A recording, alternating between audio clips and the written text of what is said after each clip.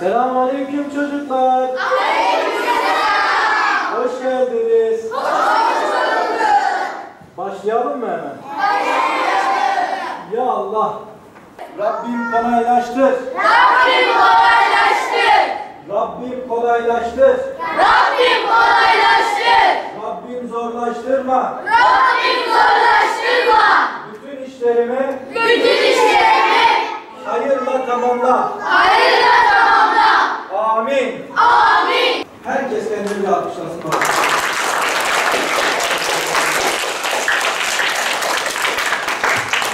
Muhammed sallallahu aleyhi ve sellem Efendimizin peygamber olmadan önceki künyesi neydi?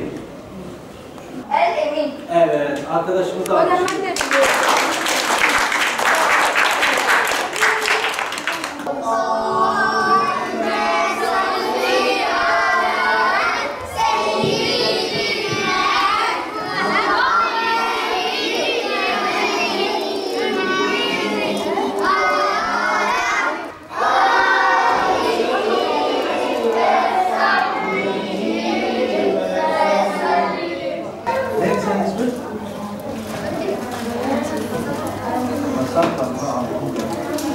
Bir tane.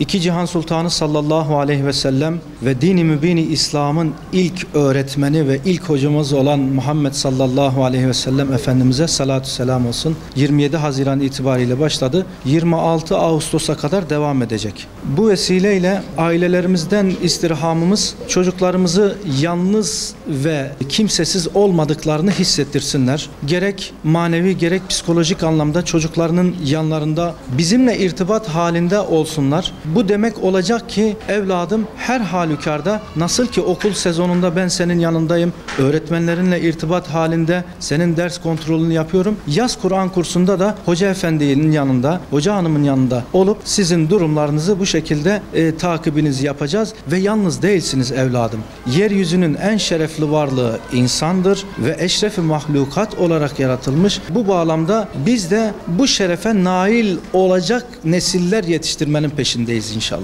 Burada bizim birinci önceliğimiz Kur'an-ı Kerim'i sadece lügat olarak, kıraat olarak anlatmak veya öğretmek değil. Biz kimiz? Bizim Rabbimiz kim? Peygamberimiz kim? Kitabımız nedir? İnnemel müminune ihvetün ne manaya geliyor? Çocuk zihninde nasıl canlandırabiliriz? Onun çabası içerisinde olacağız.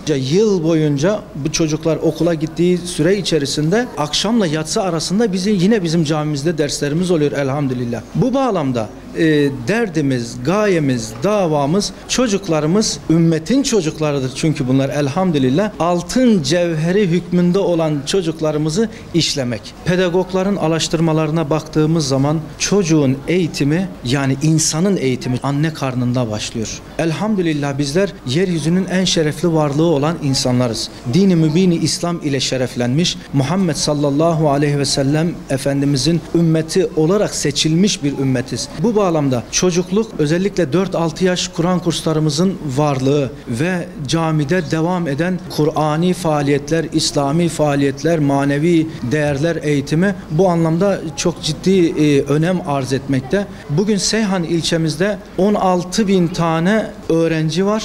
Bunların sadece 3.000'i sezonda yaz Kur'an kursuna gidiyor. Peki kalan sayıya nasıl ulaşacağız? Biz bunun da çabası içerisinde olmaya çalışıyoruz. Derslerimiz bittikten sonra parkta bulunuyoruz, çarşıda, pazarda bulunuyoruz, sokakta bulunuyoruz. İşte kıraathanelere gidiyoruz. Çünkü malzememiz insan, yeryüzünün en şerefli varlığı ve altın madeni hükmünde olan insanımızı işlemezsek kömüre kalbeder. Kömürün müstahakı da ateştir buyuruyor Bediüzzaman Bediüzzaman rahmetullahi aleyh, kesinlikle değerlendirmemiz lazım. Şöyle ki 8 haftalık bir yaz Kur'an kursu dönemi, bu sadece bizim camimizle sınırlı değil.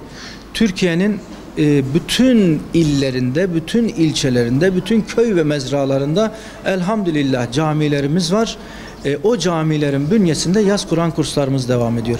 Bugün tatili engelleyecek durumda değiliz. Bugün çocuklarımızın uyuşturucu kadar, madde kadar bağımlılık sıkıntısı olan teknoloji bağımlılığı. Eğer teknoloji bağımlısı olmazlarını istemiyor isek ve bu durumdan rahatsız ve çocuklarımızın sosyalleşmesini istiyorsak en azından cami ortamı, Kur'an kursu ortamı, arkadaş ortamı, rahleyle, tedrisatla bir tanışmalarını özellikle tavsiye ederiz. Sizin en hayırlınız Kur'an'ı öğreteninizdir buyuruyor Resulullah sallallahu aleyhi ve sellem. Bu çerçevede çocuklarımızla ilgilenip bu şekilde yönlendirmeye çalışıyoruz inşallah. Ebeveynlerin de özellikle bu yaz Kur'an kurslarına ihtimam ve hassasiyet göstermelerini hassaten istirham ediyoruz. Bizi eğlendiriyorlar, bize hediye veriyorlar, bize ikramda bulunuyorlar. Bence herkes gelsin. Hocamız bize Kur'an'ı öğretiyor. Biz ise eğleniyoruz. Yaz Kur'an kurslarına başlaması çok iyi oldu. Yani hem buraya gelip dinimizi öğreniyoruz. Kur'an okuyup arkadaşlarımızla beraber eğlenebiliyoruz. Yani arkadaşlarım da var, kardeşlerim de var. Buraya hep birlikte geldik. Çünkü yani buraya gelip dinimizi öğreniyoruz. Abdest almayı, namaz kılmayı falan her şeyi öğreniyoruz. Yaz tatili Kur'an kursları açıldı. Güzel, bu balonların varlığı bizim için bizi güzelleştiriyor. İkram ediyorlar, oyunlarımızı oynuyoruz, etkinlikler, Kur'an'ımızı öğretiyorlar. Cumali Hoca Kur'an öğretiyor, elifba öğretiyor, ezber de veriyor. Güzel yani geçiyor. Yani hiç sıkılmıyoruz.